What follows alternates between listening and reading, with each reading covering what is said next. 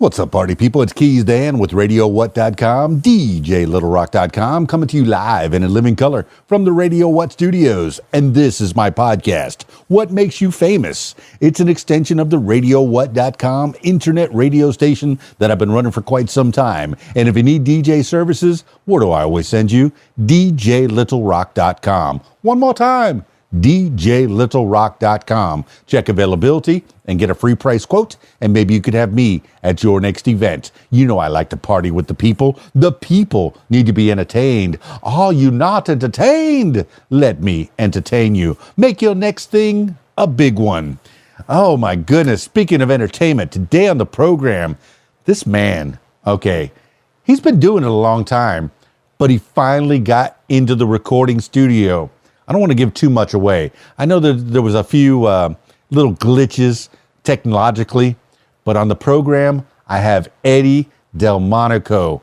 Yes, he's that boy from New York City, from Long Island, but he's been around.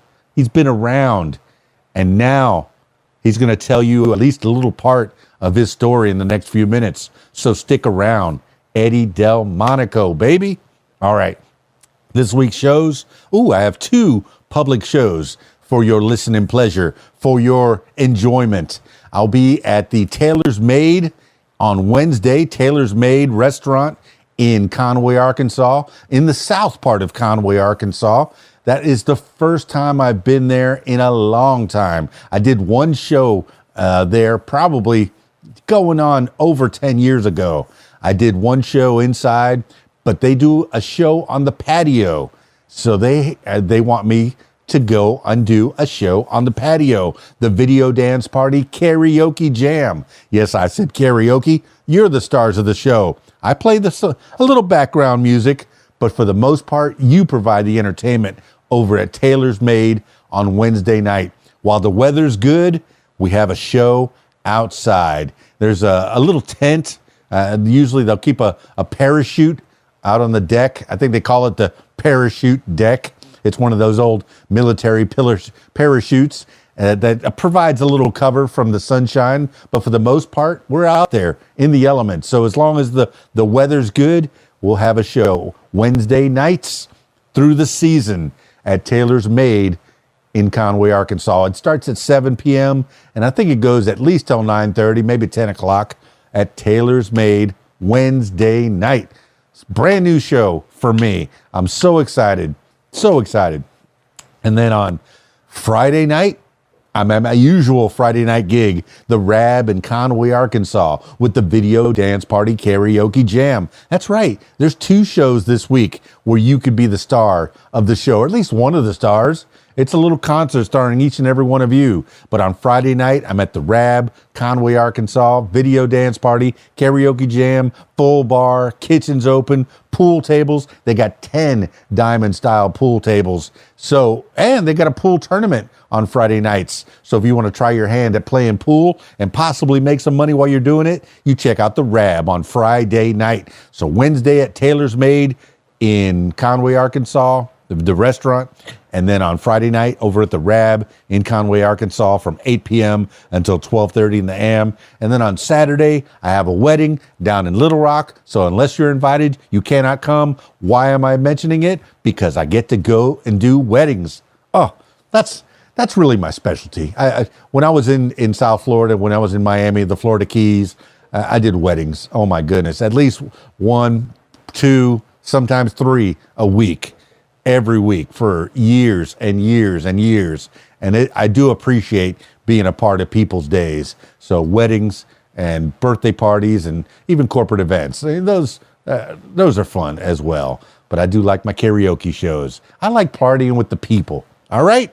Speaking of partying with the people, let's party with one people in particular. I got Eddy Delmonico on Skype. So if you're listening to the audio version, check out the video version on my YouTube, youtube.com/user/KeysDan. Skyping Eddy Delmonico now.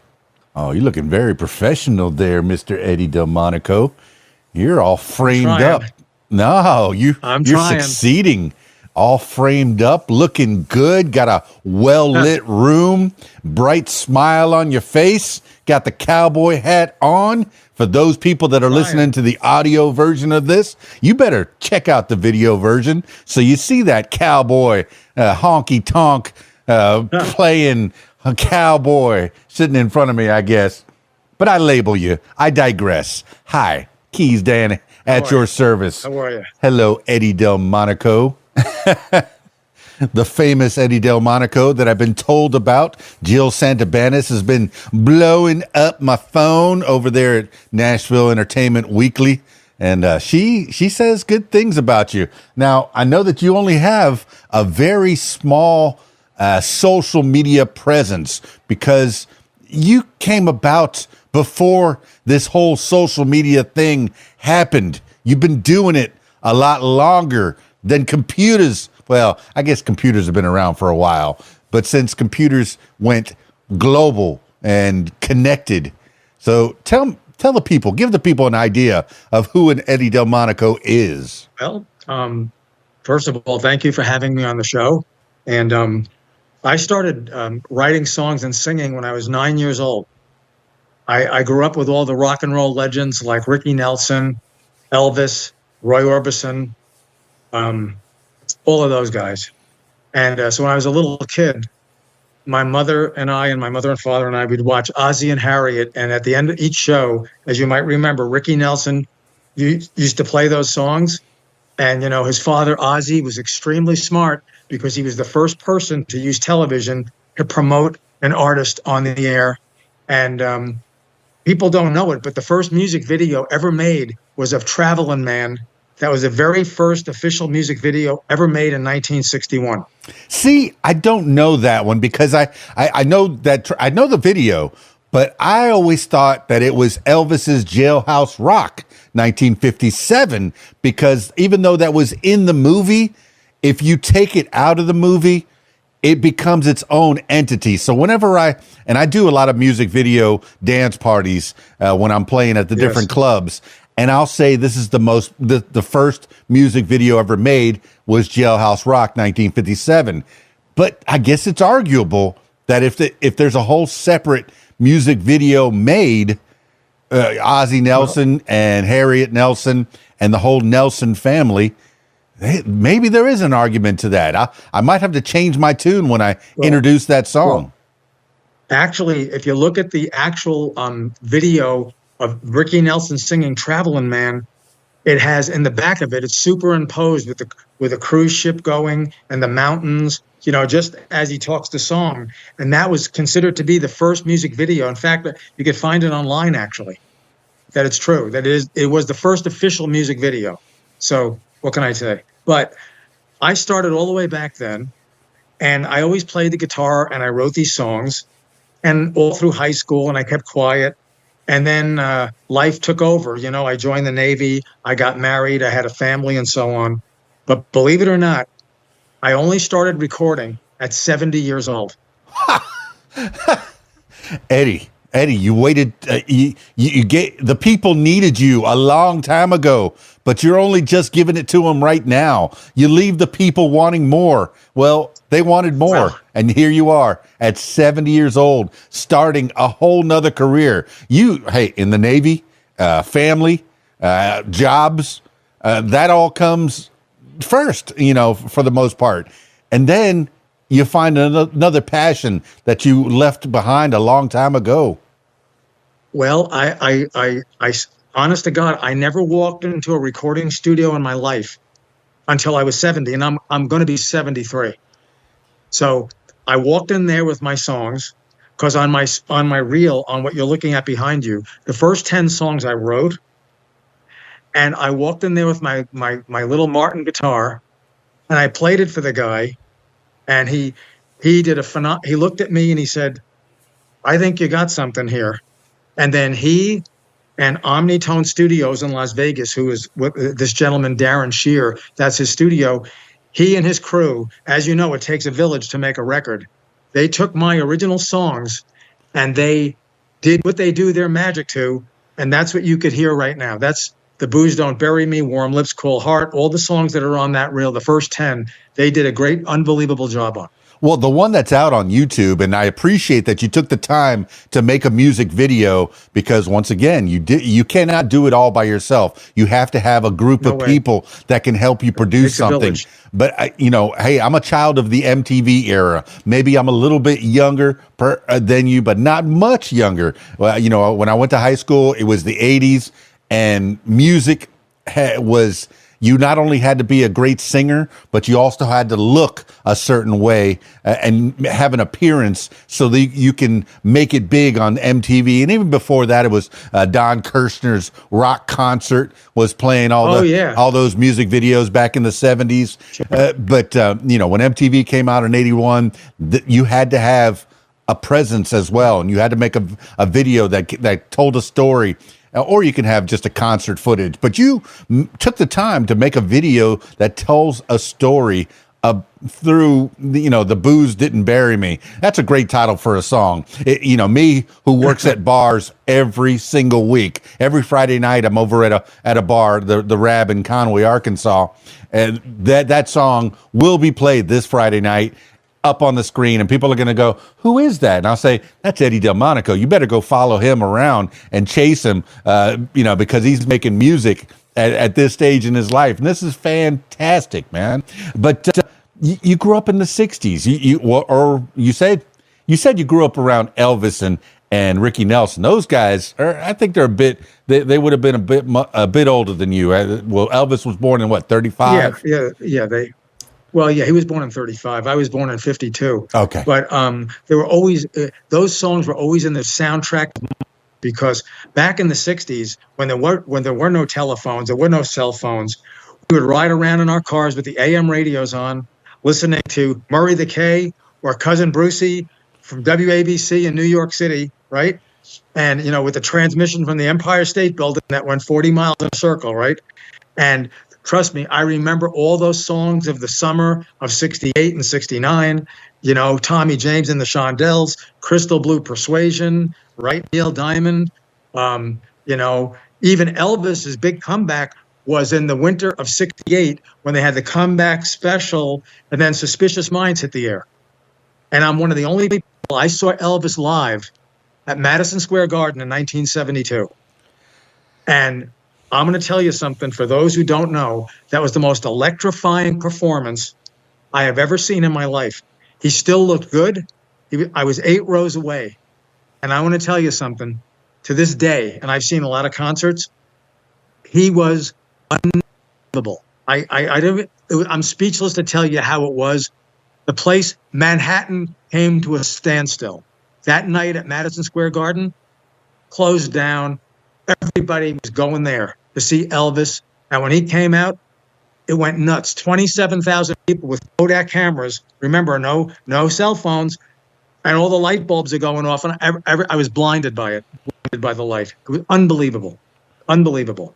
Oh, my goodness. As much of an Elvis fan that I am, I've been to Graceland quite a few times. And I can't imagine that you've never been in a recording studio, because I had to go to Sun Records. I had to get in there and go take the tour and look at some of the things that Elvis touched. Not just Elvis, but quite a few other recording artists. You get to Memphis and you see the history of Sun Records and even Stax Records and Graceland and the history of people going through there.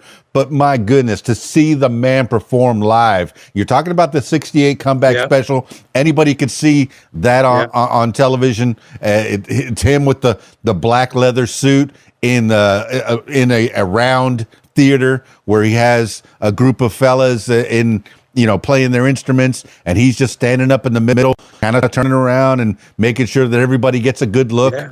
And that's 68. And they say comeback special. I guess he was doing a lot of movies before that, to where he wasn't singing for a long time. But I'm a fan. I have a key to the Heartbreak Hotel. When I stayed there at the hotel, I said, I said, I'm going to keep this key, because they had real actual keys, not the plastic cards. And I said, I'm going to keep this key, right? And she says, oh yeah, just leave your deposit. Everybody does that. And I said, well, can I have another key for my grandma? Because she's the one that really got me into Elvis Presley. But you're talking about the golden age of rock and roll, the 50s, the 60s, when they were first developing their instruments, Les Paul and all these greats were building these instruments, Gibson and Telecaster, and oh my gosh, that's the history of rock and roll. And you were there for a lot of it as you were growing up. Whole thing. Yeah, your formative years are in that history. I mean, I don't know if born in 51 or what it was, 51 or 2? 52. 52? Yes. Okay. I don't know if you'd remember the day the music died, at being at 7, 8 years old. Do you remember? Oh, gosh. Oh, yes, I did. I was very, very attuned to it. I remember when Buddy Holly and Richie Valens and the Big Bopper got killed in the plane crash. I guess it was Clear Lake, Idaho, where the hell it was, where the plane went down. They came from the dance party and they went down, and a couple of them, as I recall, one of them flipped a coin. I'm not sure who it was, who didn't take the seat in the plane. I think. Let me think who it was. I think it was Dion from Dion and the Belmonts. Waylon Jennings flipped the coin that didn't get in the plane. But Waylon Jennings didn't get in that plane. That was. Waylon Jennings didn't get in the plane either, right? Yes. I didn't know about Dion. Very interesting. Oh, my gosh. Yes. But, But we're, okay, all right. So people from New York say they don't have an accent. I don't have an accent. You have an accent. Where are you from? I have an accent. Okay. People from New York. I'm originally from Long Island, from the Bronx. Okay. Long Island is a very special place, because when you're from Long Island, I think you have to pronounce it a certain way. Long Island. I'm from... Yeah, Long Island. Long Island. I got taught that. I'm from Miami, the biggest suburb of New York City. Whenever people... where do New Yorkers go when they retire? Miami. What's a New Yorker's favorite wine? I want to go to Florida. So I want to go to Florida. But I'm from Miami. I lived in Fort Lauderdale for 18 years. Fort Lauderdale. Graduated from Western High School. The class of 86 rules. So I'm from Fort Lauderdale, the Florida Keys and that kind of thing. So cool. What were you doing down in Fort Lauderdale, and when was that? I lived in Fort Lauderdale from 1989 all the way up until 2003. Actually, I owned an environmental company in Florida, and I did all the environmental training on the cruise lines, and I sailed on 350 cruises around the world, training crew members in understanding environmental awareness.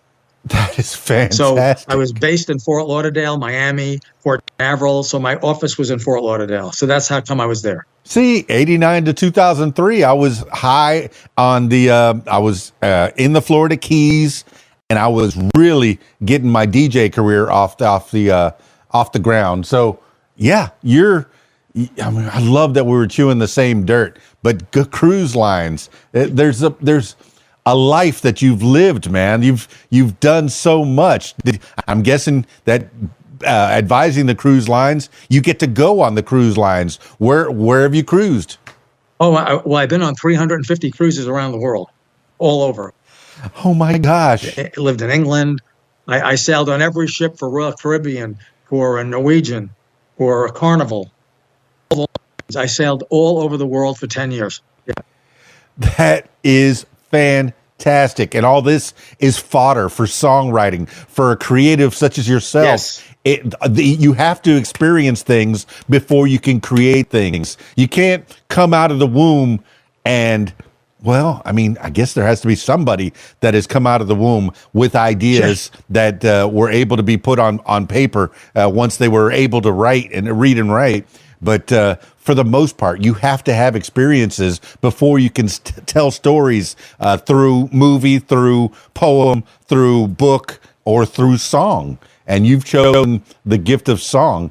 Now, growing up in Long Island, I don't know the geography so well. I know that's got to be one of the boroughs of New York, and when people are from Long Island, it's a big place, but it's a very tight-knit community. As soon as you say you're from Long Island and you meet another Long Islander, you have to instantly have a connection, I'm sure. Yes. Yeah, we do. It's a big family. Everything's very ethnic there. Either you're Italian or you're Jewish or you're Irish, but everybody, the fathers worked in Manhattan. They either took the Long Island Railroad or they drove into the city every day and came back. There's a lot of suburbs, but yeah, it's very, very family orientated. Yes, it is. Well, okay, for being from Miami, I know living in a place where there's millions and millions of people, but to have I've never been to New York City. I've hardly been north of the Mason-Dixon line. I have to get to the city. I have to see, and I have to be one of those tourists that looks up at all the buildings like, wow, they are so tall. Because most cities are spread out. Los Angeles is spread out. I guess Chicago is comparable to New York City in some respects, but there's nothing like New York City in the in the United States. I guess the other cities around the world have a lot of people bunched up together, London, Paris, those places. But in America, the only place is New York City where all these people live together, for the most part in harmony. Sometimes there's little problems. The 70s had to be interesting times growing up for you in New York. Tell me how it was growing up through the 60s into the 70s and then finally getting out of town in the late 80s and heading for Florida. Well, the big, during the 60s, of course, the Vietnam War was on. A lot of the people I went to high school with in Long Island, they became very talented. One gentleman, his name is Vince Giordano. He became band leader with Vince Giordano and the Blackhawks, the Nighthawks. He's a big. Marcus Barone became a big movie. He's in the music industry. So in the high school I went to, which was Hop Hog High School, out of the city, there were a lot of gifted people that became pretty well known in the various industries. And it was that kind of a time. It was it was a very back then. There was a mother, there was a father, there was a family. We went to church, and everybody was very upward mobile. High school, and we worked, and worked hard, and we were all very motivated. So, kind of a different world nowadays, in my opinion. Anyway, I mean, I still get up at 4:00 in the morning. I walk 3 miles a day. I do 100 jumping jacks, and I still have a job besides doing the music. Okay, so the thing is that. That's how I grew up. My father took the train to the city every day to go to work, came home. My mother made dinner for him. So we had Sunday dinners like the Italians have all the time. So I really think I grew up in the best of times, to be honest with you. I really do. It's a rarity to have those values. You talk about Ozzie and Harriet. You were living the Ozzie and Harriet life at that time. And not a lot of people can go without two incomes. I told my wife years ago, she was hard-working woman. And then as soon as she got pregnant with our child, I said, look, you can go ahead and stop working and take care of the family, take care of the house and be a housemaker. And that was almost unheard of. My family and friends looked at me in like I was a crazy person. How are you going to make it on one income? Well, I work my tail off to make sure that we have, what we need, and we live kind of simply. We don't live very extravagantly, and but that was the norm before the 50s and 60s, before the hustle and bustle, before the 80s when everybody had to have cash and Wall Street and got to get money and more, bigger, better, more. And you were defined by the things that you owned rather than the spirit that you have, the kind of person that you were. And you're right. It's probably gone downhill. Hopefully those values do come back to where a mom could be a mom, and take care of the children. She has the harder job taking care of me.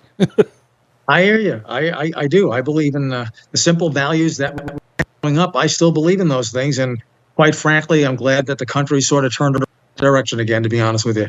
It's heading that way. I know it always swings like a pendulum. My whole life, Yes. you know, you can go liberal, conservative, liberal, conservative, liberal, conservative. And, you know, it has to swing. But I hope that most people just hang here in the middle where we're trying to have a decent life. You know, just right here, Right. you know, right here where the pendulum doesn't swing all that much. That would be great. I agree. So tell me about the songwriting. You said that you played since you were a kid, but were you playing other people's songs, or I guess you start out that way? But when did you start making your own songs that you were singing? I started writing my own songs, usually based on kind of romantic experiences in high school. I started writing songs when I was pretty shy as a kid, so I kind of introverted, and I get my heart broke by these girls when I was like 14 and 15, you know, because I just was very awkward with girls. So I'd go in my room and I'd make a song up about it. So all the songs, most of the songs on my reel are related to some kind of a heartbreaking experience. If you listen to them, you'll see they're all kind of wrapped around that theme of very romantic, and you can hear all the words, and it's kind of simple tunes, but you know, it just kind of came out of me. We did them all, and then of course we reorchestrated them and brought them up to modern times, and we added the backgrounds and all the things, and that's Darren's work, and the people at Omnitone did all that for me, of course, wrapped it around my voice, you know. Where is Omnitone? What city is that located in? They are in Las Vegas. How did you end up recording in Las Vegas? Well, that's where I live. I live here in Vegas, and I literally picked Omnitone out of the phone book, and I went to see this guy at night, and I was scared out of my mind when I walked into the studio. I had never walked in a studio, and I plunked down some chords, and I started playing some of my songs in a simple way, and this guy started taking notes, and he said, "I think we got something here." He says, "Let me work on it a little." I gave him a rough cut of one of the songs, then he came back 2 days later with an orchestrated version of it, and it sounded great. So then we started recording. One song after another is what you hear on my whole thing. Wow. And is this all studio musicians, or are these people that you came with? No, these are all studio people that Darren got. He has a whole group that he puts together, and we have it mixed by a very famous mixer. And this fella's involved with some very, very serious people, and he really knows how to put this stuff together. So that's what he did. And I'm a totally unknown. And then I just on my own decided to do the music video. I never did a music video in my life, obviously. And I went up there, and believe it or not, we shot that thing in one take, the whole thing. That is impressive. Once again, you have to have a good team. You can come in with an idea, and to have, it's good that you found Omnitone and happenstance that you walked into the right building, and that they had a group of hired guns, because that's how the music was made in the 50s and 60s. So really, ending into the 70s, there was a handful of studios, and every studio had their own musicians that were studio musicians. I think, what was it, Green Onions and the Wrecking Crew did most of the music. The Wrecking Crew, right? The Wrecking Crew is the big one, right?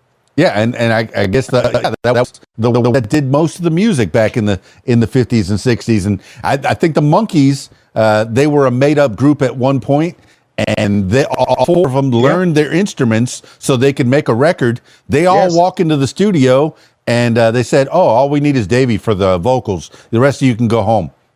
What? Right. That's correct. Kirshner, he did that. Then the Monkees finally got good enough that they could actually play and go on tour themselves, and they were pretty good. Yeah. They were great. I mean, I enjoyed the TV show, and then I enjoyed watching the concert footage. And every once in a while, I'll play one of their music videos when I'm doing a show. But you're developing my playlist for Friday night? Because I'll play stuff like, for example, last week I asked a gentleman, hey, what year did you graduate? He said 1987. So I played all the music of 1987. The next week it'll be, oh, what year did you graduate? 2013. Okay, 2013. But you're giving me, play the 50s. Okay, I'm going to work that in there. Because most of the people at that club are my age, somewhere in their 50s, and some into the 60s, and some a little younger. I think they're going to appreciate if I pull out some of that 50s and 60s music this weekend, and we're going to see, how that works out. And of course, I'm gonna mix in a Eddy Delmonico song, and they're going to go, wait, I like that rockabilly. That's a good song. But so you have been writing the music. Did you play it for anybody? Did you play? You said you hadn't gone to studio, but did you play in concert for anybody? Have you played for anybody besides your family? No. I've never played for anybody at all. I've never played for any. The first time I actually got on a stage is when I made that music video.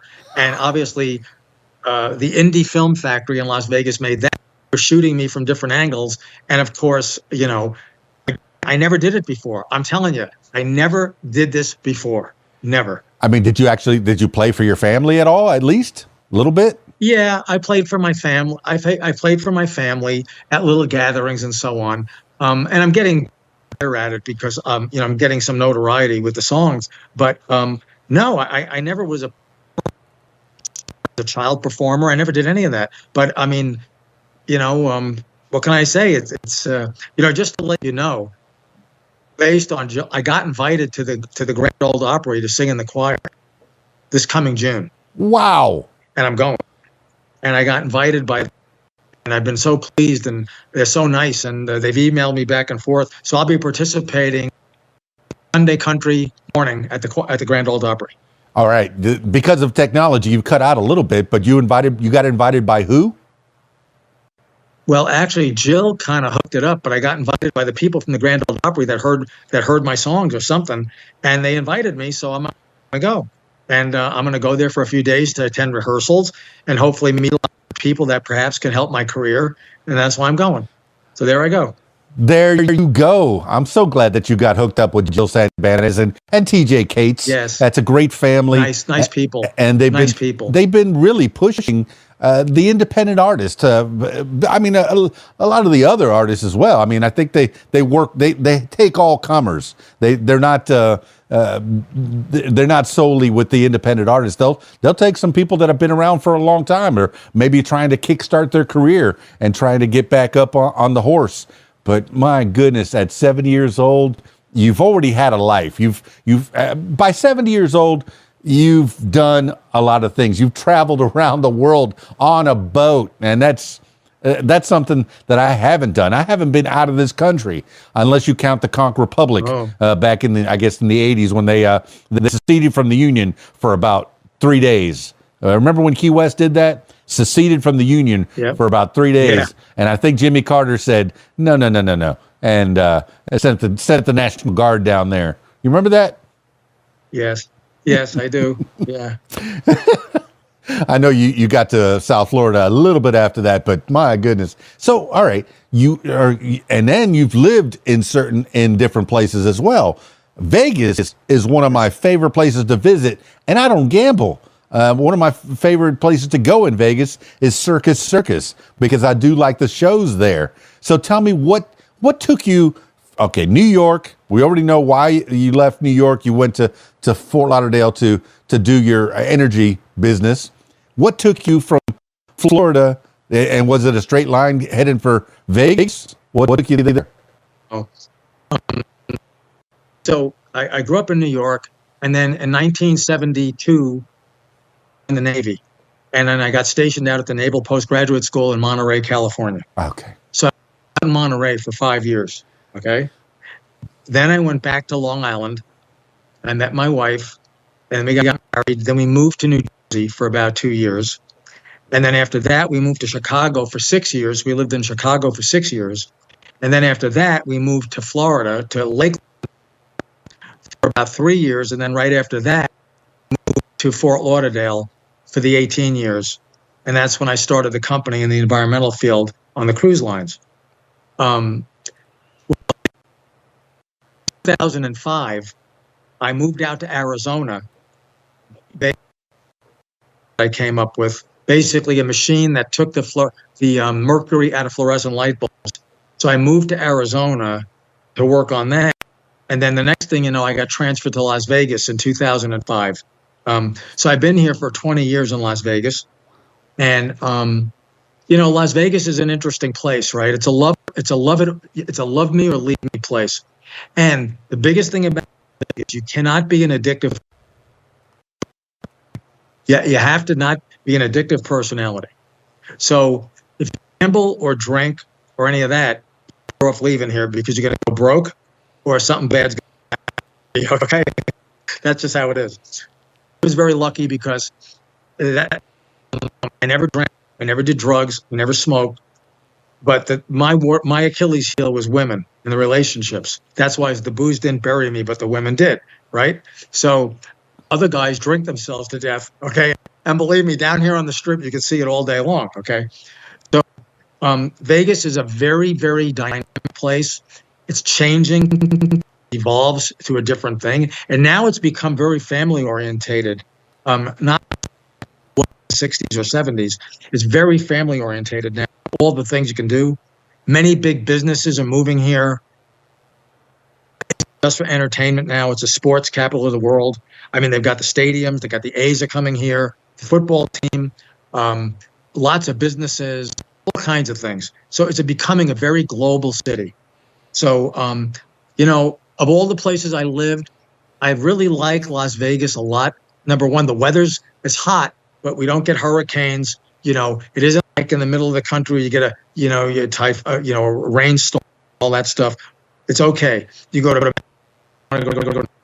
for snow, and if you want to go to the Strip for a show, you can. If you don't want, you don't have to. So it's sort of like you can lead your quiet if you want. I can see the stratosphere from my backyard, but when I first got here, I went and did all the shows and went to the Strip. But now I lead a relatively quiet life here, and. Oh, we have a lot of parallel. You and I left Miami because of my wife. I married a hillbilly from Arkansas, so here I am in Arkansas and kind of winding down. I lead a quiet life myself. You think, oh, he must be loud. Have loud music all the time playing. No, not really. I watch some movies and I sit and I chat with my wife and my child, and I enjoy my family. I really do. And that is like the center of my life. And then playing music and getting to talk to folks like you and learning about what makes you tick and how you came to be who you are. You've been around the world and around the country, and you've settled in a place that really, I would probably settle in Las Vegas because, there's a lot of shows to see, a lot of restaurants to go to, but you can get just off the Strip and live a nice, quiet life just off the Strip. Right. And if you want to partake, you can. If you don't want to, you don't have to, Oh, yeah. So I'm a half hour north of Little Rock, Arkansas. And I guess Little Rock is our metropolitan area. But Conway, a little slower, not really slow because it's got colleges in it. And then I'm just outside of even Conway, Arkansas, to where I'm in a rural place that's very quiet. It's very quiet. I can go outside and see stars, and I'm sure parts of Vegas you can look up at and get inspired by the stars and the planets. Yes, it's very clean. But I love it. I like Arkansas. I think Little Rock's beautiful down by the river. It's gorgeous. Oh, for sure. I've seen a lot of concerts there as well. I think the first one I saw was KC and the Sunshine Band back in 2009. And I've seen KC before, but that was the first show that I saw here in Arkansas. And it was, wow, KC followed me up from South Florida. How about that? I guess he was living in New York at the time. But oh my goodness. I appreciate the music. I appreciate the history that you've touched upon. This is primarily a learning podcast, and I want the kids that are listening to this and the people that are listening to know that we stand on the shoulders of giants. You get inspired by what you're listening to on the AM radio. And you briefly mentioned the all the antennas on the top of the Empire State Building. I think it was it K-Rock that would say, we're transmitting live from the top of the Empire State Building. And everyone had an antenna on the top of but they weren't lying. Everybody had it, though. No. Yeah, on the top of your house. Yeah, sure. But, oh, man, growing up in New York, I imagine that had to be fantastic, but dangerous at times. I mean, tell me about, you said the 72, you went to the Navy. What took you to the Navy? Out in Long Island. Oh. It's pretty safe. I mean, we would cars and we went to high school and we drove into the city on the Long Island Expressway. So we really never visit the city. And then in those days, the city I felt it was relatively safe. And I'd go in and out to the city. But where we lived, it was really safe. I mean, the mothers in the thing. No, it was a different world, a different time, a different place. It wasn't, everybody watched out for everybody. It was a different kind of world. Well, that's cool, man. But you in 72, you had the feeling that you needed to go into the Navy. What took you into the Navy? I play at the Choctaw VFW quite a bit, so I get to see a lot of veterans there. Well, the thing is that it was like, let's see, it was 1970. I guess it was 1971, and I was working after high school. I graduated. I was working all these different jobs. So my father says to me, "Well, what are you going to do with yourself?" So I said, "I don't know." He said, "I'll tell you what." He says, "How about you join in the Navy?" He was in the Navy in World War II. So he drove me down to the recruiter, dropped me off. They made me take a test. They said I would do okay. I could go to meteorology school in the Navy. So he says, "Okay, sign up, go." Then that was it. So they came off the boot camp. I was scared to death. I never left my house or my room at all in my whole life. And then there I went, boom. But you say they trained you in meteorology. Is that where your love of the environment came about? Well, not really. I went to school for meteorology and then for oceanography, and I lived out there in a very way. It was the very beginnings of the computer systems for the Navy that analyzed all the weather reports around the world for all that. But that was like 19 technology when I was just first coming on board. So it was very primitive compared to today's weather forecasting and snow on. But it was a great place. It was a wonderful time in Monterey. I got to go to San Francisco during the time when Fleetwood Mac, the Rumors album and all that. Matter of fact, I still people that Rumors album, and I even know Ken Calais, the guy that produced it. I met him, so I know all about that. That's another whole. During the time of all of that kind of music in the late 70s. Yes. And Rumors album, to this day, I think it sold 40 million copies. It's the biggest selling album in the whole world. And back in 76 and 77, it just took over the airways in California. Fleetwood Mac, it did. Well, there are very few perfect albums in the history of making albums, and Rumors is certainly, arguably, one of the perfect albums. I know Michael Jackson's Thriller. I think every song was a hit. Rumors, every song was a hit. Can you think of any other ones? I think there was a Pink Floyd record that was a perfect album. And some of these albums were just start to finish, hit after hit after hit, and just airplay constantly. Yes. It was an amazing time for music. Music is truly the soundtrack of our. Remember back to certain things when what music was playing at the time. Remember the whole thing very clearly.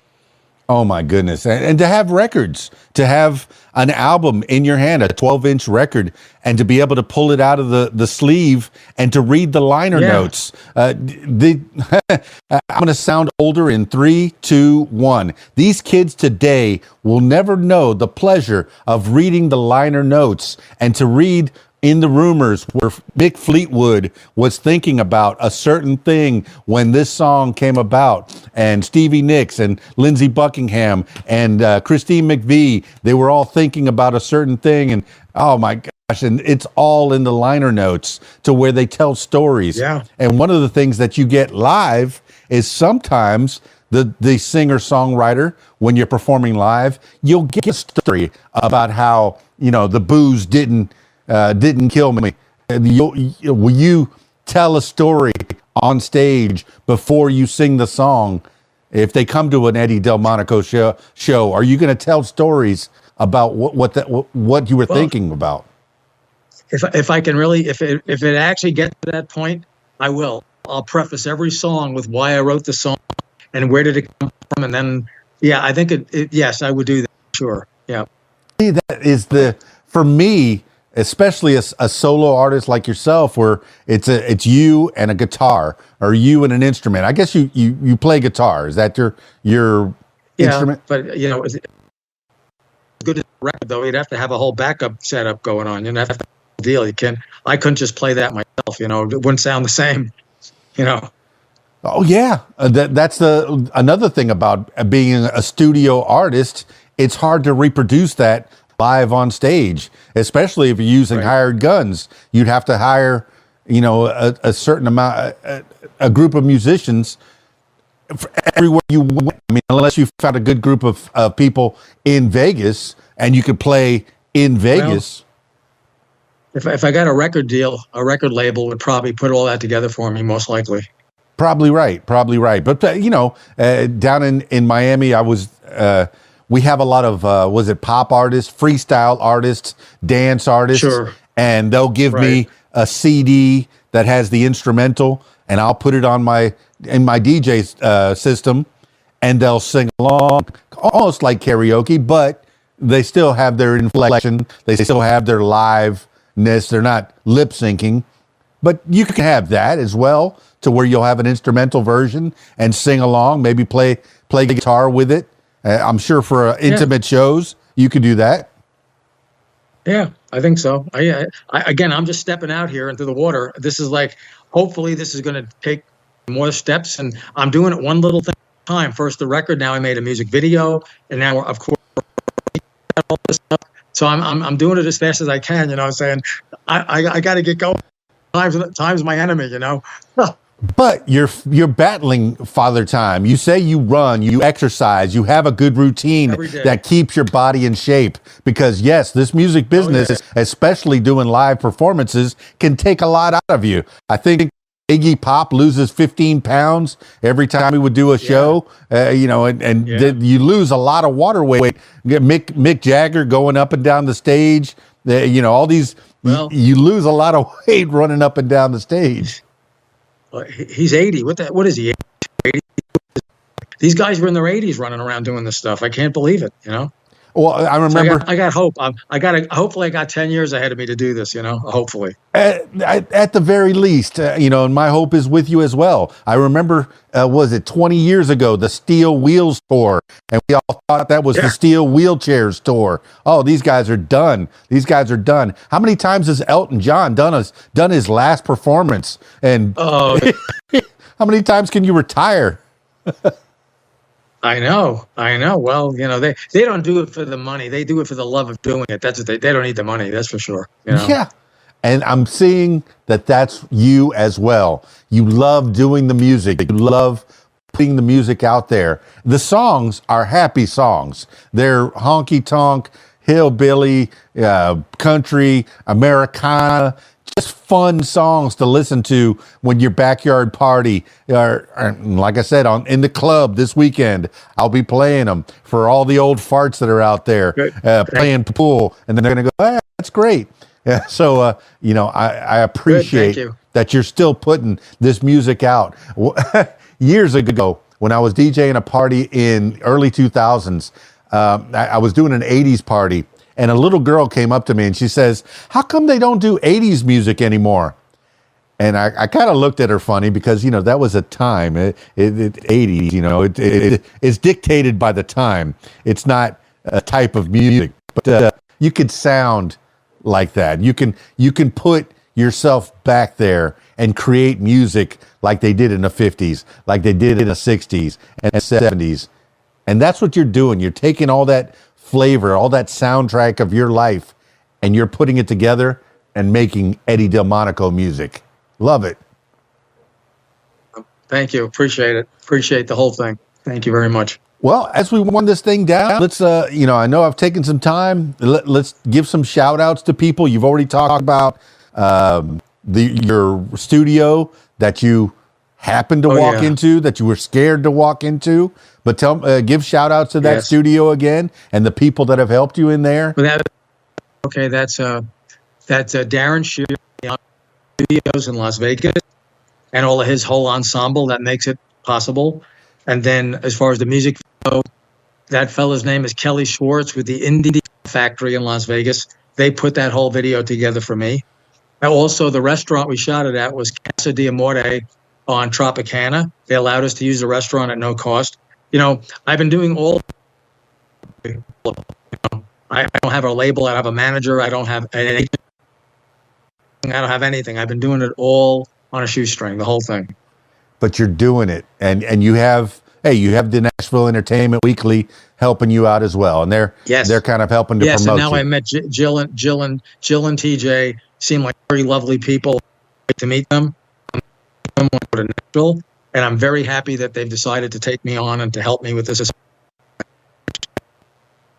All right, and I do want you to repeat the because of technology, you cut out a little bit for the studio. Tell me the name of the studio and the people that are at that studio.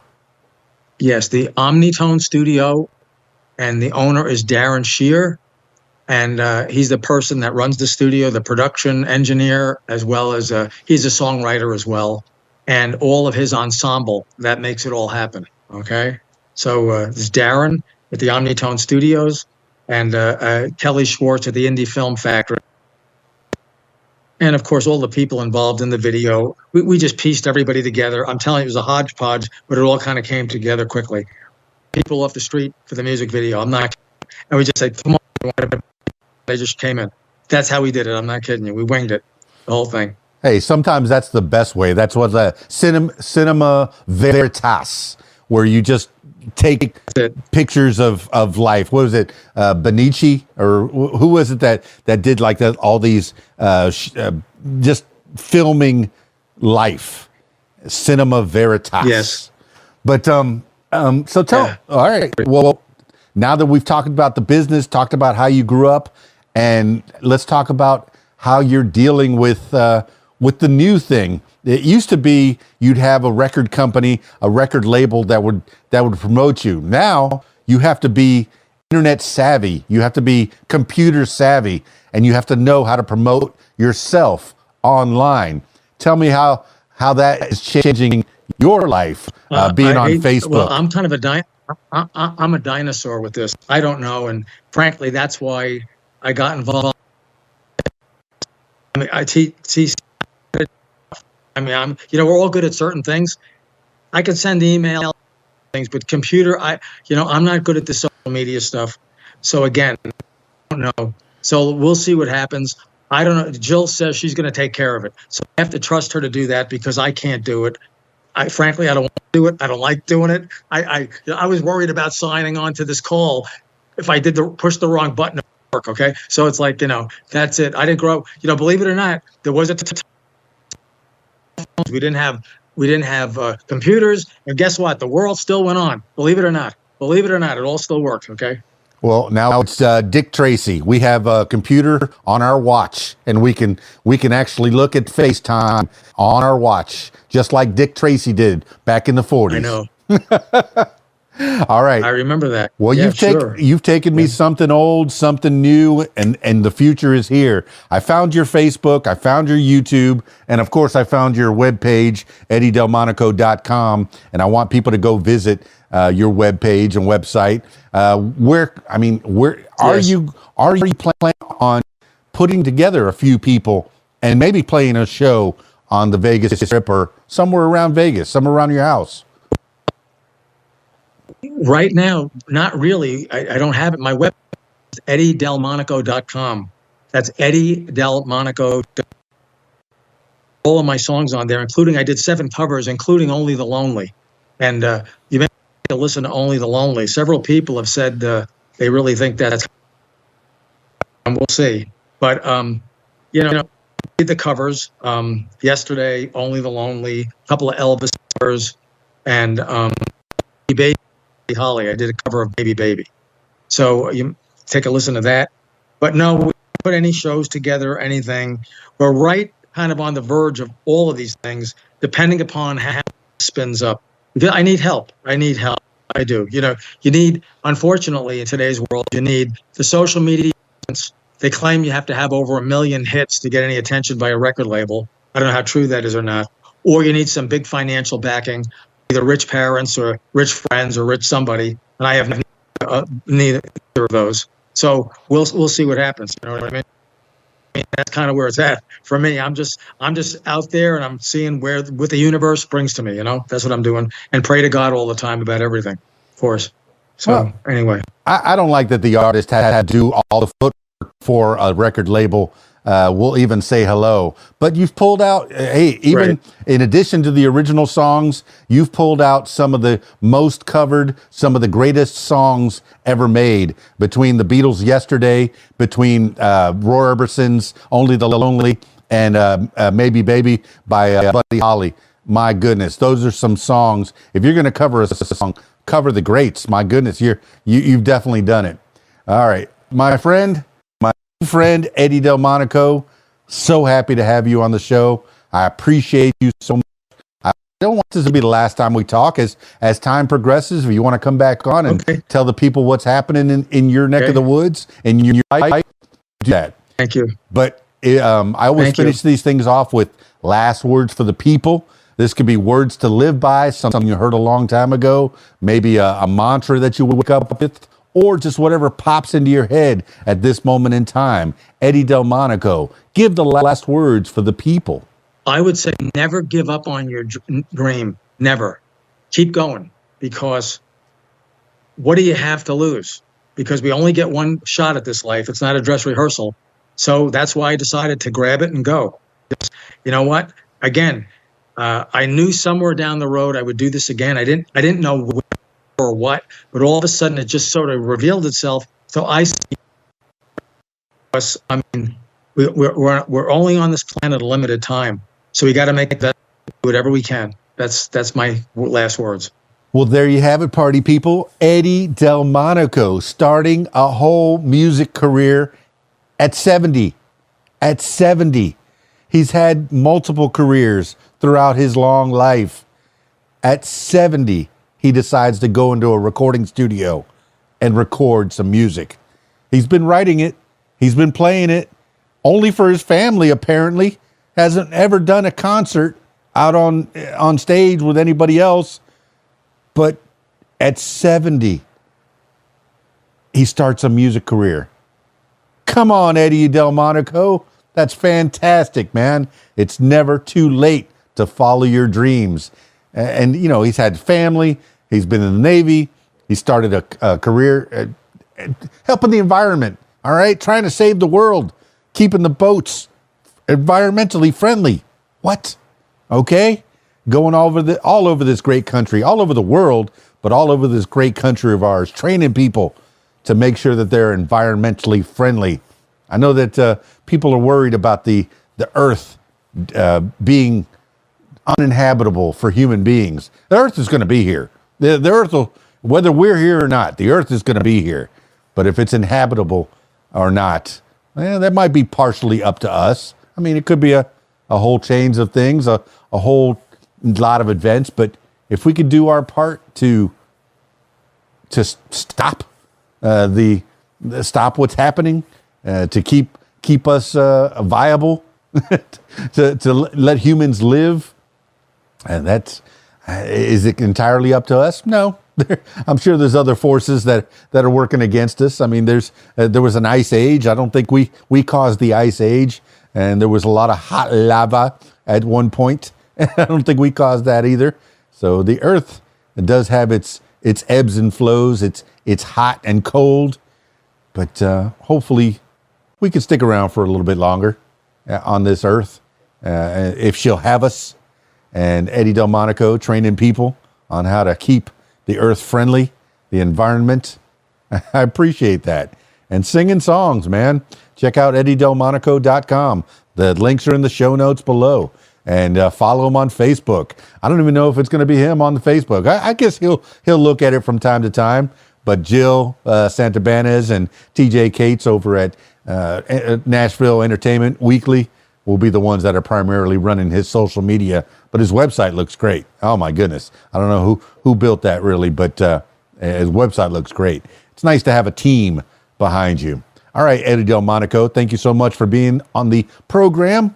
That concludes this edition of What Makes You Famous. Now, if you, yes, you, my loyal listener, if you'd like to tell your story, I encourage you to give me a call, 501-470-6386, or email KeysDan@AOL.com. That's it for me. It's KeysDan, RadioWhat.com, DJLittleRock.com. Peace. I'm out of here.